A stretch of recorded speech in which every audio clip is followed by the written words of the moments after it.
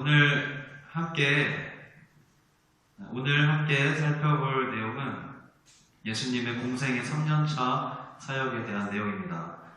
성경 말씀으로는 마태복음 14장부터 17장까지, 그리고 마가복음 6장부터 9장까지, 그리고 누가복음 6장부터 9장까지, 그리고 요한복음 6장이 예수님의 3년차 사역을 기록하고 있습니다. 그 시기로는 주후 30년에 일어난 일들로 구성되어져 있는 것이 바로 예수님의 3년차 상반기 사역입니다. 먼저 간단히 3년차 사역의 3년차 사역의 핵심적인 내용들을 살펴본다면 다음과 같습니다.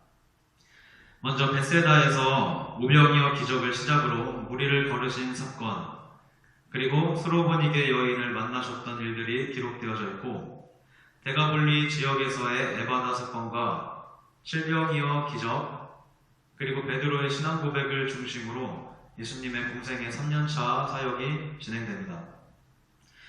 그러면 첫 번째 사역인 오병이어 기적으로 우리가 한번 들어가 보도록 하겠습니다. 예수님은 벳세다로 들어가신 것이 아니라 벳세다 근처에 있는 들로 가셨습니다. 요 들판이 바로 벳세다 들판인데요. 지금 보이는 이곳이 바로 오병이어 기적이 일어났던 장소이고, 여기에서 오병이어의 기적을 행하시게 되는데, 여기 사진에 보이듯이 물고기 2마리와 떡 5개를 한 아이가 가지고 왔습니다. 먼저 기적을 행하시는 이유는 요한복음 6장에서 분명하게 기록하고 있습니다. 예수님 자신이 떡이라는 것을 알려주시기 위해서 예수님께서는 이러한 기적을 베푸셨습니다. 요한복음 6장 35절을 제가 한번 읽어드릴게요. 예수께서 이르시되 나는 생명의 떡이니 내게 오는 자는 결코 줄이지 아니할 터이요 나를 믿는 자는 영원히 목마르지 아니하리라. 이 시기를 요한복음 6장 4절에 보니 명절인 유월절이 가까워 왔다고 말하고 있습니다. 이 기적은 예수님이 죽으시기 1년 전에 일어난 일입니다. 그러니까 어떻게 보면 벳세다 들녘은 군중들과 함께한 성찬식이었다고 말할 수 있습니다. 그 1년 뒤에는 제자들과만 그 자리에서 음식을 먹는 것을 함께 했고요. 그 전에는 함께한 모든 사람들과 서로 식탁의 교제를 나눈 것을 볼 수 있습니다. 그런 의미에서 떡과 고기를 나누는 것들도 성찬식의 의미에서 우리가 한번 생각을 해보아야 합니다. 그리고 한 아이가 이 떡과 떡 2개, 떡 5개와 물고기 2마리를 한 아이가 가져오게 되었는데, 여기서 등장인물들이 마태, 마가, 누가에는 나오지 않다가 요한복음에만 등장인물들이 나옵니다. 그 중에 안드레와 빌립이 나오죠. 예수님이 빌립 보고 물어보시면서 이야기하시는 이유는 빌립과 안드레의 고향이 바로 여기 벳세다 지역이기 때문입니다. 또 베드로가 이들과 같은 고향입니다. 같은 고향인 사람들이기 때문에 빌립이 그래도 잘 알 테니까 떡을 구해와라 라고 말하고 계십니다. 그리고 200데나리온이 든다는 말, 그리고 또 한 소년에게서 식사를 가져오는 일들도 바로 안드레가 하고 있는 것입니다. 자기 고향이었기 때문에 고향 사람 누군가가 아마 주었을 것입니다. 물고기 2마리와 떡 5개는 한 소년을 통해서 그들에게 주어졌는데, 이것도 우리가 한번 생각을 해보아야 합니다. 한 소년이 이 양을 다 먹을 수는 없습니다. 이것은 그렇기 때문에 절대로 소년 한 명의 도시락이 아니라 한 가족 전체의 도시락이었던 것입니다. 그러니까 다시 말하면 한 가족이 예수님과 이 수많은 사람들을 위해서, 그리고 예수님의 제자들을 위해서 헌신했던 것입니다. 그래야지 5,000명이 먹었다는 것도, 그리고 5,000 가족이 먹었다는 것도 우리가 이어서 생각을 해볼 수가 있습니다. 한 가족의 희생으로 5,000 가족이 배불리 먹었습니다. 그리고 끝날 때쯤에 이제 이렇게 그림에 보이듯이 해가 뉘엿뉘엿 지고 있었을 것입니다. 그때 제자들은 남은 12바구니를 보면서 느꼈을 느낌이 하나 있는데요. 그것이 바로 아마 보람 보람을 느꼈을 것입니다. 그래서 제자들이 얻었던 가장 큰 것은 보람이었고 이것은 우리에게도 마찬가지일 것입니다. 교회를 열심히 섬기면서 살아온 순간들을 돌아보면 주님이 하셨다 라고 말할 수 있는 부분들이 아마 정말 많을 거예요. 제자들이 오병이어 기적에 동참하면서 이렇게 보람을 느꼈듯이 우리도 주님이 하시는 일들에 동참하면서 보람을 느끼게 되는 것이죠. 이렇게 느끼는 보람은 우리가 지속적으로 교회를 섬겨나갈 수 있는 새로운 힘이 되는 것입니다. 그리고 나서 예수님께서는 베세다에서 오병이어의 기적을 행하시고 가버나움 쪽으로 움직여 가셨습니다. 가버나움을 들르고 가버나움에서 게네사렛 쪽으로 또 예수님은 움직이셨습니다. 이렇게 가는 길은 직선으로 가는 길이 아니라 갈릴리 호수를 뺑 돌아서 가야 되는 길이었습니다. 이 길은 이곳은 물살이 굉장히 거센 곳이었고 제자들은 그런 상황 가운데 놓이게 된 것입니다. 그럴 때 예수님께서는 혼자 기도하러 가셨고 배가 이미 술이나 떠나와서 물결로 말미암아서 고난을 받고 있었습니다. 그때 예수님께서 바로 물 위에 서서 가십니다. 이전부터 예수님은 자신을 위한 기적은 잘 나타내시지 않는데 여기서는 왜 물 위를 걸으셨을까요? 그게 바로 마지막 말에 보여주듯이 그들의 믿음을 시험하시고 그리고 예수님이 어떤 분이신지를 분명하게 보여주시기 위함이었습니다. 그것은 마태복음에서 얘기하고 있는 베드로가 등장하는 이 사건에서 더욱더 분명하게 나타납니다. 베드로가 예수님을 바라보면서 물 위를 걸어가고 있었습니다. 그러다가 바람을 보고 무서워하면서 물속에 빠져들게 됩니다. 여기서 바다는 바로 세상을 의미합니다. 그래서 이 속에 빠져든다는 것은 세상에 빠져든다고 하는 의미를 가지게 됩니다. 그래서 베드로가 세상을 바라볼 때는 물속으로 빠져들었고 예수님을 바라볼 때는 그것을 이겼습니다. 베드로가 대답하여 이르되 주여 만일 주님이시거든 나를 명하사 물 위로 오라 하소서 하니 오라 하시니 베드로가 배에서 내려 물 위로 걸어서 예수께로 가되 바람을 보고 무서워 빠져가는지라 소리질러 이르되 주여 나를 구원하소서 하니 그러므로 이것은 우리도 예수님을 바라볼 때는 세상을 이기지만 그것이 아니라 옆에 있는 상황을 바라볼 때는 바다에 빠져버리듯이 세상에 빠질 수밖에 없다라는 것을 우리들에게 보여주는 한 가지 장면이라고 할 수 있습니다. 자, 이제 예수님께서는 베세다에서 가버나움으로 움직이시게 됩니다. 그리고 여기서 들리면서 마가복음에서는 베세다에서 게네사렛으로 바로 왔다고 말하고 있고요. 요한복음에서는 가버나움을 들러서 움직인 것을 이야기하고 있습니다. 그리고 거기에서 예수님께서 내가 바로 생명의 떡이라는 것을 직접 설명해 주십니다.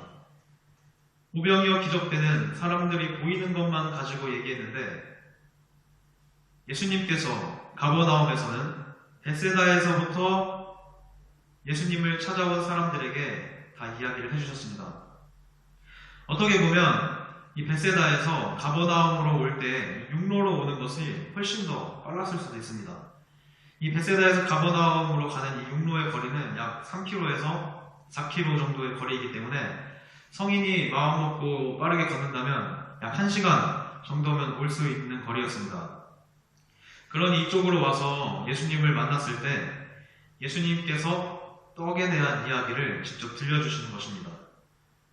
오병이어가 무엇을 말하는지 아느냐 하면서 예수님은 바로 내가 생명의 떡이로다 라고 하십니다. 그리고 마지막 성찬식에서도 나를 먹는 자라고 하십니다. 다시 말하면 예수님을 먹어야 된다고 말씀하시는 것을 보게 됩니다. 즉 예수님이 말씀하시는 그 떡이 바로 요한복음에서 얘기했듯이 생명의 떡, 바로 예수님을 말씀하시는 겁니다. 이것을 가버나움에서 밝히시고 예수님은 게네사렛 땅으로 다가오십니다. 게네사렛 쪽으로 오셔서 여기에서 예루살렘으로부터 온 바리새인들과 서기관들과 한 가지 대결을 하십니다. 논쟁을 하시죠. 그들이 손 씻지 않고 먹은 이유에 대해서 예수님께 얘기하자 너희들이 스스로 범한 그 전통이 얼마나 잘못된 것인지를 여러 가지 제도를 가지고 예수님께서 얘기하십니다. 이제 예수님은 게네사렛에서 두로 지방으로 움직였습니다. 그런데 그 두로 지방이 어딘지는 정확히 알 수가 없습니다. 두로는 분명히 아닙니다. 저기 이렇게 앞쪽으로 되어 있는 곳이 두로거든요. 앞쪽으로 되어 있는 곳이 두로인데 두로 지방이라고 했기 때문에 두로를 포함한 사르밧 밑에까지 어떤 지방의 일부를 얘기하는 것이 바로 여기서 말하는 두로 지방입니다. 여기서 사르밧이라고 하면 혹시 누가 갔던 지역인지 혹시 기억나시나요? 사르밧 구약에 네, 저 위에 있는 그림에서 보이듯이 엘리야가 갔던 지역이 바로 이 사르밧이라는 지역입니다. 엘리야가 가문 때 사르밧 과부가 있는 곳에 갔죠. 그런데 그곳에 가서 일어났던 사건 중에 하나가 바로 부활에 대한 사건이었습니다. 죽은 자가 살아나는 일은 구약 성경에도 3번밖에 등장하지 않습니다. 엘리야가 1번, 그리고 엘리사가 2번을 일으키는데 예수님이 이상하게 자신 말고 남을 살리는 일을 똑같이 3번을 하셨습니다. 놀라운 것은 이렇게 예수님께서 3번의 일을 사역을 하실 때 구약 성경에서 있었던 그 장소를 동일하게 찾아가십니다. 그러면서 근처에서나 또 비슷하게 그 사역을 행하시는 것을 보게 됩니다. 그 중에 하나가 바로 오늘 이곳 두로 지방입니다. 여기서는 부활에 대한 사건은 아니었지만 귀신 들린 딸을 고치시는 사건을 통해서 부활의 장소를 방문하셨던 것을 보게 됩니다. 그러면서 자신이 바로 생명의 주이고 그리고 부활의 주라는 그 사실을 예수님께서는 알려주고 계십니다. 여기서 등장하는 그 헬라 여인이 한 명 등장하는데요. 이 여인을 일명 수로보니게 여인이라고 하죠. 이것은 수리아 더하기 베니게의 줄임말이에요. 그렇기 때문에 수리아 지역의 베니게라는 말이 바로 수로보니게라는 말이 되는 것입니다. 여기서 등장하는 이 여인의 믿음이 굉장히 대단합니다. 여기가 바로 이제 사르밧이라고 하는 지역의 전경인데요. 이곳에서 여인이 자녀의 떡을 취해서 개에게 던짐이 마땅하지 않다라고 말을 했더니 여인이 뭐라고 했죠? 이렇게 개에 대한 얘기를 하면서 여자가 대답하여 이르되 주여 울소이다마는 상 아래 개들도 아이들이 먹던 부스러기를 먹나이다. 한마디로 이 여인은 그 부스러기라도 달라는 것입니다. 이 여인은 그만큼 간절하고 겸손한 태도를 예수님께 보였습니다. 이렇게 간절히 소원하자 결국 예수님께서는 그 여인의 딸을 고쳐주셨습니다. 이렇게 두로 쪽으로 오셨던 예수님은 그 두로 쪽에서 사렙다 지역으로 올라가셨습니다. 이 사렙다 지역은 바로 사르밧이라고 하는 지역의 다른 이름인데요. 이 사르밧 쪽으로 올라가시고 여기서 바로 직진으로 돌아오면은 여기 갈릴리 지역으로 바로 올 수 있습니다. 하지만 마가복음 7장 31절에 보면요. 제가 한번 여기 말씀을 읽어드리겠습니다. 예수께서 다시 두로 지방에서 나와 시돈을 지나고 데가볼리 지방을 통과하여 갈릴리 호수에 이르시매 이것을 이 지도에서 한번 그려보면요. 이렇게 예수님께서 움직이시는 것입니다. 직진으로 갈 수 있는 거리를 예수님은 뺑 돌아가시는 것입니다. 데가볼리 지방을 통과해서 예수님께서는 갈릴리로 오셨습니다. 이 여정은 최소한 아무리 빨리 걸어도 최소한 1달 이상 움직여야 하는 여정이었습니다. 이러한 구절은 우리가 성경을 볼 때 굉장히 단순하게 읽고 지나갔던 구절들 중에 하나입니다. 하지만 지금 이 지도에서 보았듯이 이 한 절의 말씀 속에서는 1달이라는 시간이 들어가 있는 것입니다. 그렇다면 31절 말씀 속에 단어 하나마다 적어도 하루 이상의 시간이 걸렸다고 얘기할 수 있을 것입니다. 그렇기 때문에 성경의 지리를 안다는 것은 매우 중요합니다. 예수님의 행적을 따라서 한 달이라는 시간을 묵상하며 이 31절 말씀을 천천히 읽어간다면 우리에게 훨씬 더 많은 유익이 있을 것입니다. 이 말씀을 다시 한번 읽어드리겠습니다. 예수께서 다시 두로 지방에서 나와 시돈을 지나고 데가볼리 지방을 통과하여 갈릴리 호수에 이르시네. 예수님은 이곳에 오셔서 첫 번째로 에바다 기적을 행하셨습니다. 그리고 또 하나가 8장에서는 칠병이어의 기적을 행하셨습니다. 칠병이어 기적을 행할 때 지도를 보면 벳세다가 북쪽에 있고요. 벳세다가 북쪽에 있고, 그리고 칠병이어의 기적이 일어난 곳은 바로 남쪽입니다. 예수님은 남쪽과 북쪽에서 비슷한 기적을 2번이나 행하셨습니다. 여기서 우리가 한번 생각을 해봐야 할 것이 오병이어와 칠병이어 기적은 같은 상반기에 일어난 기적인데 이렇게 일어난 이유는 유대인에게는 오병이어 기적을 예수님께서 보여주셨고 그 다음에 이방인에게는 바로 칠병이어 기적을 보여주셨습니다. 왜냐하면 칠병이어 기적이 일어났던 이 데가볼리 지역은 바로 이방 지역이었기 때문입니다. 그리고 예수님께서 말씀해 주시려고 했던 것은 무엇이냐면요. 예수님께서는 유대인에게도 그리고 이방인에게도 생명의 떡이 되신다는 것을 친히 알려주셨습니다. 그래서 그런지 꼭 물고기는 2마리만 쓰셨습니다. 이것을 마태복음에서는 주로 이 물고기를 익투스라고 합니다. 익투스라고 하는데 이것의 약자를 풀어보면 바로 예수 그리스도 하나님의 아들 구원자라는 단어의 약자가 바로 이렇게 익투스가 되는 것입니다. 그리고 한 가지 더 구분해야 할 것이 오병이어에는 12바구니가 남았고 칠병이어에는 7 광주리가 남았습니다.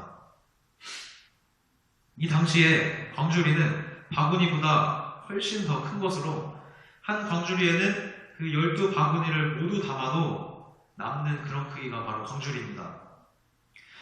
그 말은 12바구니보다 7 광주리가 훨씬 더 많이 남았다는 것이고 훨씬 더 풍요로웠던 것입니다. 하나님께서 이방인에게 먹이신 사역이 명수는 4,000명이었지만 훨씬 더 풍성하게 남았다는 것이죠. 이게 앞으로 사역에 대한 예표이기도 합니다. 유대인들은 12사도가 해서 12바구니가 남았습니다. 그런데 7 지사님이 시작했던 이방 사역은 7 광주리가 남는 훨씬 더 남는 것이 많은 열매가 많은 사역이 바로 이방 사역이었습니다. 그리고 이 광주리의 사역의 스타트를 끊는 사람이 바로 사도 바울인 것입니다. 그러고 나서 막달라라고 추정되는 달마누다 지역으로 예수님이 움직이셨습니다. 바로 이렇게 경로를 통해서 온 것입니다. 유대인들이 여기에서 또 한 번 기적을 보여달라고 합니다. 유대인들은 자꾸만 기적이나 하늘의 표적을 구하죠. 방금 오병이어의 기적도 받고 이방인들로부터 칠병이어 기적도 받는데 또 하늘로부터 내려오는 기적을 보여달라고 하는 것입니다. 그때 예수님께서는 마태복음에서 요나의 표적밖에는 보일 것이 없다고 말씀하십니다. 제가 말씀을 한번 읽어드리겠습니다. 그때 서기관과 바리새인 중 몇 사람이 말하되 선생님이여 우리에게 표적 보여주시기를 원하나이다. 예수께서 대답하여 이르시되 악하고 음란한 세대가 표적을 구하나 선지자 요나의 표적밖에는 보일 일이 없느니라. 그리고 여기에서 이제 예수님께서 다시 움직이십니다. 막달라에서 벳세다 쪽으로 예수님께서 가고 계십니다. 가는 길에 마가복음 8장에 보면 예수님께서는 바리새인의 누룩과 헤롯의 누룩을 조심하라고 하십니다. 그런데 우리는 헤롯의 누룩보다는 이 사두개인의 누룩에 조금 더 익숙하죠. 이것에 대해서 성경은 다음과 같이 말하고 있습니다. 바리새인은 그 초점이 말씀에 맞춰져 있는 사람들이 바로 바리새인이었습니다. 그리고 사두개인은 초점이 성전에 맞춰져 있었습니다. 그리고 성전 예배는 바로 기도에 가까운 것이었고 이 일들을 행할 때 사두개인들이 기도하면서 타락하여 세속주의로 갔는데 이것이 점점 더 가면서 신비주의로 가게 되면서 세속주의로 가는 사람들이 더 가면 바로 헤롯 땅이 되는 것입니다. 그래서 방향적으로 보면 헤롯과 사두개인이 같은 쪽입니다. 또한 바리새인은 말씀을 가지고서 그 전통을 만들고 전통을 가지고서 형식주의로 가게 되는 것입니다. 여기서 이 형식주의가 조금 더 심해지면 폭력까지 휘두르는 열심당이 되어버립니다. 바울이 바로 열심당이었죠. 그러니 여기서 바리새인과 사두개인의 누룩을 조심하라는 것은 양쪽 모두를 다 조심하라는 것입니다. 그리고 나서 예수님께서는 벳세다에 들르게 됩니다. 벳세다에 들리고 가이사랴 빌립보로 가게 되는데 벳세다로 가는 길에서 이 맹인 한 명을 고치게 됩니다. 그런데 이게 또 뭐와 관련이 있는가 하면요. 이전에 그 에바다 하면서 병을 고치셨습니다. 이것이 이방인 지역에서 일어났다면 이번에는 유대인 지역에서 똑같이 맹인을 고치시는 것입니다. 이 맹인을 고치는 사건 이후에 다시 올라가시게 되는데 맹인이 눈을 뜨는 것처럼 베드로의 눈이 떠지고 사람들의 눈이 떠지는 것입니다. 이제 가이사랴 빌립보 지역으로 올라가셨습니다.